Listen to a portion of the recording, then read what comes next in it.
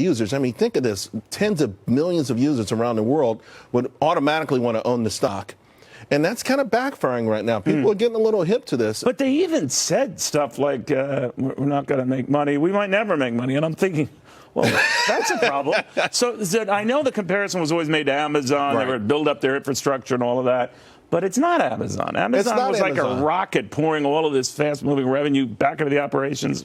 And they had something to show for it, right? Yeah. We saw the physical build-out that Amazon was doing. At any time, and we always knew Amazon could be public. The greatest thing Jeff Bezos did was he didn't care what Wall Street cared about. Yes. He said, I'm going to build something here that's going to be very hard, if not impossible, to duplicate. But this technology, whatever you want to call it's an app. I get it, but it's still a very promising field. It's changed, the whole taxi ride-sharing business. It has, and they, they got Uber Eats, Uber Transports, and a whole lot of other things, but they're operating at massive losses. I don't think any company's ever gone public losing this much money in the history of the markets either. So you're looking at the prospects a year, 2, 3 out. What do you think for this whole industry? I think the interesting part of this industry comes with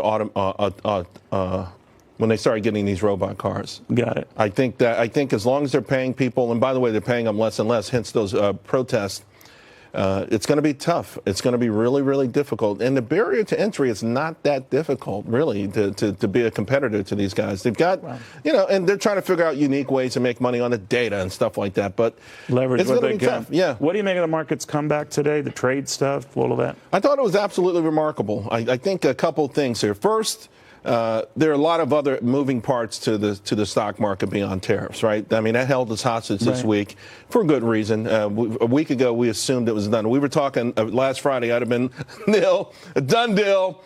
Rose Garden celebration in June. You weren't worried about it. It wasn't dominating your theme and whether you liked or disliked the market. No, it wasn't, because I always get back to the fundamentals, particularly in America. The backdrop with our economy right now, Neil, wages are soaring. Yeah. Blue-collar worker wages are soaring. The 3.2% GDP growth.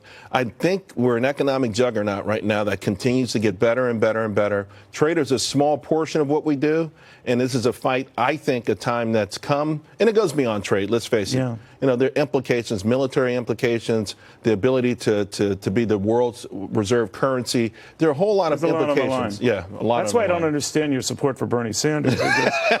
Kidding. I don't know. All right. Bernie's got some unique ideas. Yes, he does. Yes. He does, as do you. My friend Charles Payne, Thanks. Right on the money all the time. In the meantime, shoppers are getting ready to pay more at stores as China gets ready for its move. But what if it never moves? And what if this fear, what we're seeing at the stores, never materializes after this? Hello and good morning.